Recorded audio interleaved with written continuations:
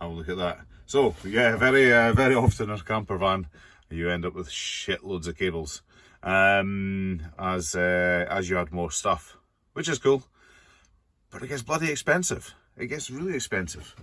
And I'm off the school of thought of I don't want any of the stuff going on fire if I'm going to sleep in it, so I'll use a cable size calculator, give it a bit of headroom, make sure everything's fused and protected and well terminated.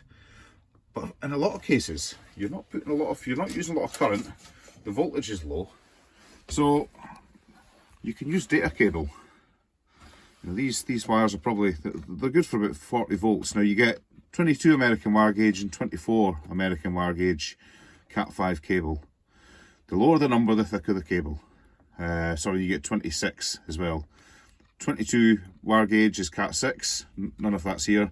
This is 24, that's 26. That's a bit shitty. Don't go lower than 24. 24 is fine.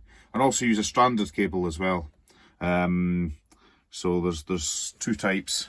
There's inside each one of these wires. You get solid ones, which is for wiring in buildings. It sits on a wall, doesn't move. And there's your patch lead or your network cable, and inside there stranded. Individual strands. You want to use the stranded stuff for vehicles, but this for knocking out little LED lights. If you look at this little splitter box that came with these puck lights, you know, the conductors are thin as sin. They really are. You know, you don't need to you don't need thick automotive cable from an automotive cable supplier or anything like this. This kind of stuff's fine. And inside one of these data cables, you've got 8 individual wires, or they're grouped into 4 pairs.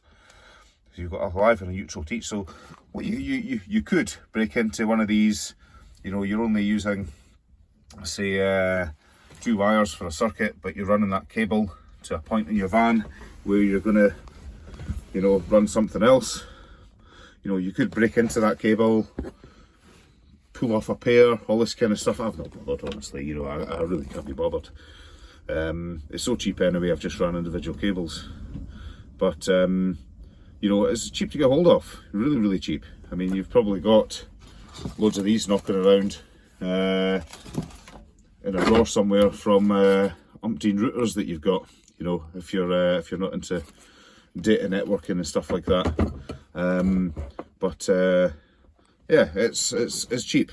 It's potentially a cheaper way of doing it than buying all the automotive cable, because Christ, that adds up. You know, fair enough. You know, for your feeds to your fuse boxes, you know, you want to use you know, proper automotive cable. But for your little individual circuits after the fuses, you know, if you do your calcs on current and voltage drop, you're not running cables massive distances, and if there's no major current going through them, this stuff's fine. You can save yourself a shit ton of money and a shit ton of space as well. You know, if you do use all 8 wires in one of these. So there you go.